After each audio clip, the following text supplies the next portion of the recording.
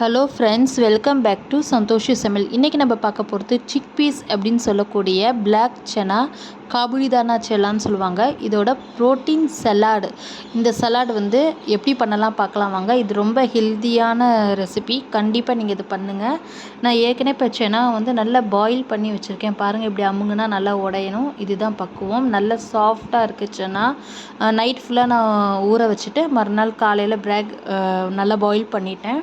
இப்போ பாருங்கள், நல்லா வெந்த பிறகு இதில் ஆனியன் சேர்த்தாச்சு. கேப்சிகம் இருந்தால் கேப்சிகம் சேர்த்துக்கோங்க. இல்லை கார பச்சை மிளகாய் வேணாலும் அதில் ஒரு பச்சை மிளகாய் நீங்கள் ஆட் பண்ணிக்கலாம். அப்புறம் ஒரு டொமேட்டோ ஆட் பண்ணியிருக்கேன், கேரட் ஆட் பண்ணியிருக்கேன், அப்புறம் வெள்ளரிக்காய் அதாவது குக்கும்பர் ஆட் பண்ணியிருக்கேன், கொஞ்சம் தனியா, கொஞ்சம் உப்பு, கொஞ்சம் ஆஃப் லெமன் இதில் ஆட் பண்ணியிருக்கேன். சின்ன லெமனாக இது ஜூஸ் ஆட் பண்ணியிருக்கேன். இப்போ இதை நல்லா கலந்து விட்டுக்கலாம். இதை கலந்து விட்டுட்டு இப்படி சாப்பிடுங்க. மார்னிங் பிரேக்ஃபாஸ்ட்டு பதிலாக வேறு எதுவும் ஃபுட் எடுக்காமல் அதுக்கு பதிலாக இந்த சலாடை மட்டும் சாப்பிட்டுடுவாங்க. உங்கள் வெயிட் லாஸ்க்கு இது ரொம்பவே ஹெல்ப் பண்ணும். ரொம்ப ஹெல்த்தியாகவும் இருக்கும். ஹெல்த்தியான சாப்பாடு சாப்பிட்டு உடம்பை ஃபிட்டாக வச்சுக்கணுமா? அதற்கு சந்தோஷ சமையலை சப்ஸ்கிரைப் பண்ணுங்கள். இன்னொரு ஹெல்த்தி ரெசிபியில் சந்திக்கிறேன். தேங்க்யூ. பை.